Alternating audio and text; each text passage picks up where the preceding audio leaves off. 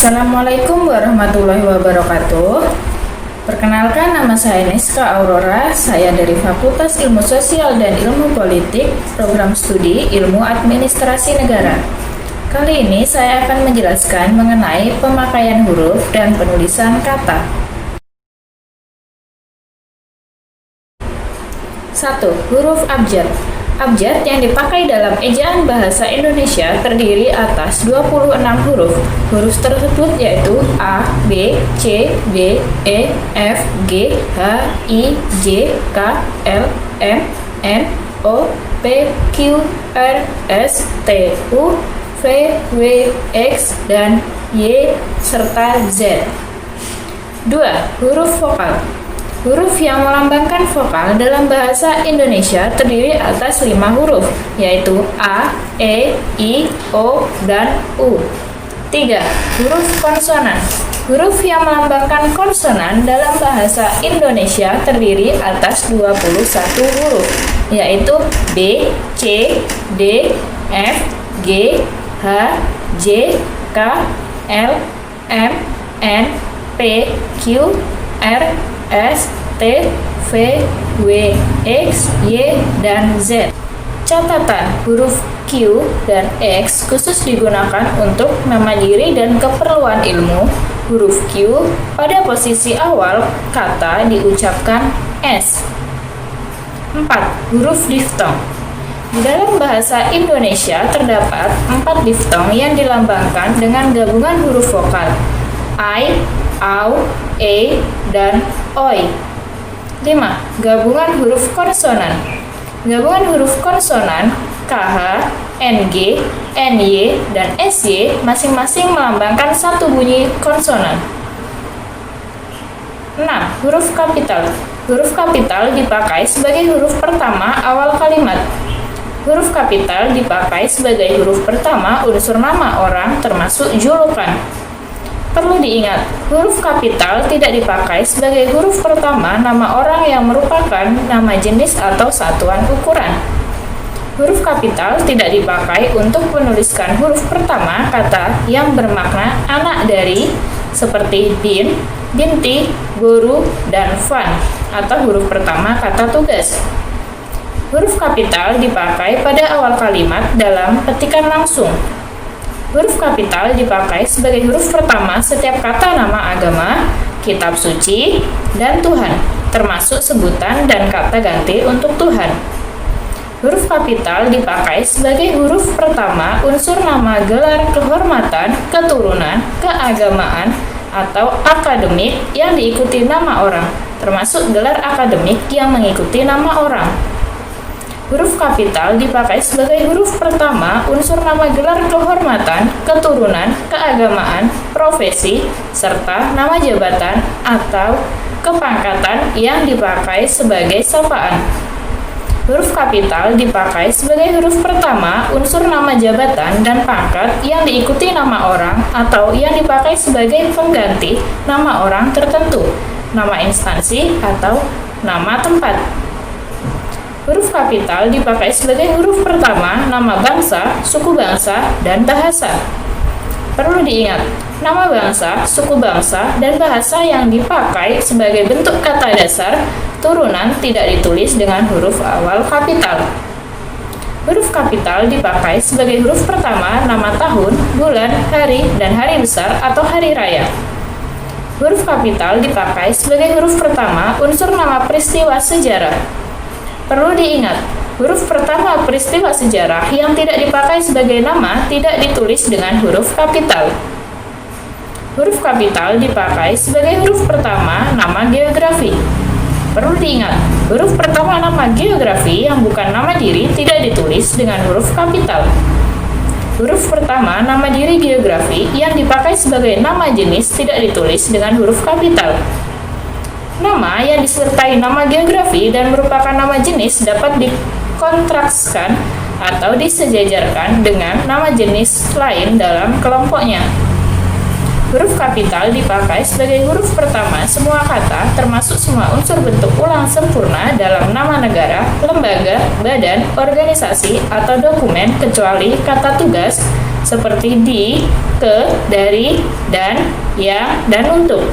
Huruf kapital dipakai sebagai huruf pertama setiap kata, termasuk unsur kata ulang sempurna di dalam judul buku, karangan, artikel, dan makalah, serta nama majalah dan surat kabar, kecuali kata tugas seperti di, ke, dari, dan yang, dan untuk yang tidak terletak dalam posisi awal. Huruf kapital dipakai sebagai huruf pertama unsur singkatan nama gelar, pangkat, atau sapaan. Huruf kapital dipakai sebagai huruf pertama kata penunjuk hubungan kekerabatan seperti bapak, ibu, kakak, adik, dan paman, serta kata atau ungkapan lain yang dipakai dalam penyapaan atau pengacauan. Perlu diingat, istilah kekerabatan berikut bukan merupakan penyapaan atau pengacuan. Kata ganti Anda ditulis dengan huruf awal kapital. 7. Huruf miring. Huruf miring dipakai untuk menuliskan judul buku, nama majalah, atau nama surat kabar yang dikutip dalam tulisan termasuk dalam daftar pustaka. Huruf miring dipakai untuk menegaskan atau mengkhususkan huruf, bagian kata, atau kelompok kata dalam kalimat. Huruf miring dipakai untuk menuliskan kata atau ungkapan dalam bahasa daerah atau bahasa asing. Perlu diingat, nama diri seperti nama orang, lembaga, atau organisasi dalam bahasa asing atau bahasa daerah tidak ditulis dengan huruf miring. Dalam naskah tulisan tangan atau mesin tik, bukan komputer, bagian yang akan dicetak miring ditandai dengan garis bawah. Kalimat atau teks berbahasa asing atau berbahasa daerah yang dikutip secara langsung dalam teks berbahasa Indonesia ditulis dengan huruf miring. 8. Huruf tebal. Huruf tebal dipakai untuk menegaskan bagian tulisan yang sudah ditulis miring. Huruf tebal dapat dipakai untuk menegaskan bagian-bagian karangan seperti judul buku, bab, atau subbab. 1. Kata dasar. Kata dasar ditulis sebagai satu kesatuan, misalnya kantor pajak penuh sesak. 2. Kata berimbuhan. Imbuhan, awalan, sisipan, akhiran, serta gabungan awalan dan akhiran ditulis serangkai dengan bentuk dasarnya. Perlu diingat, imbuhan yang diserap dari unsur asing seperti isme, man, wan, atau wi ditulis serangkai dengan bentuk dasarnya. Bentuk terikat ditulis serangkai dengan kata yang mengikutinya. Perlu diingat, bentuk terikat yang diikuti oleh kata yang berhuruf awal kapital atau singkatan yang berupa huruf awal kapital dirangkaikan dengan tanda hubung. Bentuk maha atau diikuti kata turunan yang mengacu pada nama atau sifat Tuhan ditulis terpisah dengan huruf awal kapital. Bentuk maha yang diikuti kata dasar yang mengacu kepada nama atau sifat Tuhan kecuali kata esa ditulis serangkai. Bentuk ulang. Bentuk ulang ditulis dengan menggunakan tanda hubung di antara unsur-unsurnya, misalnya ramah, tamah. Perlu diingat, bentuk ulang gabungan kata ditulis dengan mengulang unsur pertama. 4. Gabungan kata. Unsur gabungan kata yang lazim disebut kata majemuk termasuk istilah khusus ditulis terpisah. Gabungan kata yang dapat menimbulkan salah pengertian ditulis dengan membubuhkan tanda hubung di antara unsur-unsurnya. Gabungan kata yang penulisannya terpisah tetap ditulis terpisah jika mendapat awalan atau akhiran. Gabungan kata yang mendapat awalan dan akhiran sekaligus ditulis serangkai. Gabungan kata yang sudah padu ditulis serangkai. 5. Pemenggalan kata. Pemenggalan kata pada kata dasar dilakukan sebagai berikut. Jika di tengah kata terdapat huruf vokal yang berurutan, pemenggalannya dilakukan di antara kedua huruf vokal itu. Huruf diftong ai, au, e, dan oi tidak dipenggal. Jika di tengah kata dasar terdapat huruf konsonan, termasuk gabungan huruf konsonan di antara dua huruf vokal, pemenggalannya dilakukan sebelum huruf konsonan itu. Jika di tengah kata dasar terdapat dua huruf konsonan yang berurutan, pemenggalannya dilakukan di antara kedua huruf konsonan itu. Jika di tengah kata dasar terdapat 3 huruf konsonan atau lebih yang masing-masing melambangkan satu bunyi, pemanggalannya dilakukan di antara huruf konsonan yang pertama dan huruf konsonan yang kedua. Perlu diingat, gabungan huruf konsonan yang melambangkan satu bunyi tidak dipenggal. Pemanggalan kata turunan sedapat-dapatnya dilakukan di antara bentuk dasar dan unsur pembentuknya. Perlu diingat, pemanggalan kata berimbuhan yang bentuk dasarnya mengalami perubahan dilakukan seperti pada kata dasar. Pemanggalan kata bersisipan dilakukan seperti pada kata dasar. Pemanggalan kata yang menyebabkan munculnya satu huruf di awal atau akhir baris tidak dilakukan. Jika sebuah kata terdiri atas 2 unsur atau lebih dan salah satu unsurnya itu dapat bergabung dengan unsur lain, pemanggalannya dilakukan di antara unsur-unsur itu. Tiap unsur gabungan itu dipenggal seperti pada kata dasar. Nama orang yang terdiri atas 2 unsur atau lebih pada akhir baris dipenggal di antara unsur-unsurnya. Singkatan nama diri dan gelar yang terdiri atas 2 huruf atau lebih tidak dipenggal. 6. Kata depan. Kata depan seperti di, ke, dan dari ditulis terpisah dari kata yang mengikutinya. 7. Partikel. Partikel la, ka, dan ta ditulis serangkai dengan kata yang mendahulunya. Partikel pun ditulis terpisah dari kata yang mendahulunya. Perlu diingat, partikel pun yang merupakan unsur kata penghubung ditulis serangkai. Partikel per yang berarti demi, tiap, atau mulai ditulis terpisah dari kata yang mengikutinya. 8. Singkatan dan akronim. Singkatan nama orang, gelar, sapaan, jabatan, atau pangkat diikuti dengan tanda titik pada setiap unsur singkatan itu. Singkatan yang terdiri atas huruf awal setiap kata nama, lembaga pemerintahan dan ketatanegaraan, lembaga pendidikan, badan atau organisasi, serta nama dokumen resmi ditulis dengan huruf kapital tanpa tanda titik. Singkatan yang terdiri atas huruf awal setiap kata yang bukan nama diri ditulis dengan huruf kapital tanpa tanda titik.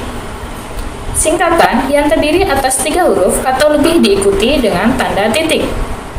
Singkatan yang terdiri atas 2 huruf yang lazim dipakai dalam surat menyurat masing-masing diikuti oleh tanda titik.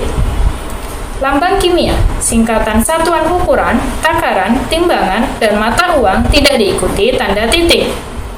Akronim nama diri yang berupa gabungan suku kata atau gabungan huruf dan suku kata dari deret kata ditulis dengan huruf awal kapital.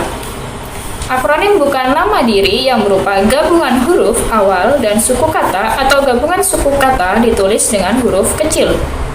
9. Angka dan bilangan. Angka Arab atau angka Romawi lazim dipakai sebagai lambang bilangan atau nomor.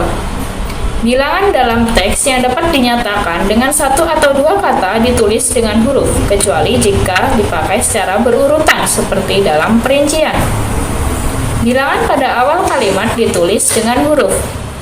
Apabila bilangan pada awal kalimat tidak dapat dinyatakan dengan 1 atau 2 kata, susunan kalimatnya diubah.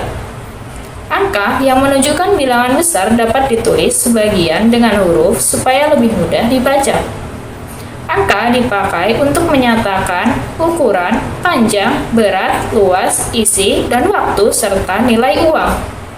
Angka dipakai untuk menomori alamat seperti jalan, rumah, apartemen, atau kamar. Angka dipakai untuk menomori bagian karangan atau ayat kitab suci. Penulisan bilangan dengan huruf dapat dilakukan dengan bilangan utuh, bilangan pecahan, penulisan bilangan tingkat, maupun penulisan angka yang mendapat akhiran an. Penulisan bilangan dengan angka dan huruf sekaligus dilakukan dalam peraturan perundang-undangan, akta, dan kwitansi. Penulisan bilangan dapat dilambangkan dengan angka dan diikuti huruf. Bilangan yang digunakan sebagai unsur nama geografi ditulis dengan huruf. 10. Kata ganti ku, kau, ku, mu, dan nya. Kata ganti ku dan kau ditulis serangkai dengan kata yang mengikutinya, sedangkan ku, mu, dan nya ditulis serangkai dengan kata yang mendahuluinya. 11. Kata sandang si dan sang. Kata si dan sang ditulis terpisah dari kata yang mengikutinya. Perlu diingat, huruf awal sang ditulis dengan huruf kapital jika sang merupakan unsur nama Tuhan. Demikian yang dapat saya sampaikan. Saya akhiri. Wassalamualaikum warahmatullahi wabarakatuh.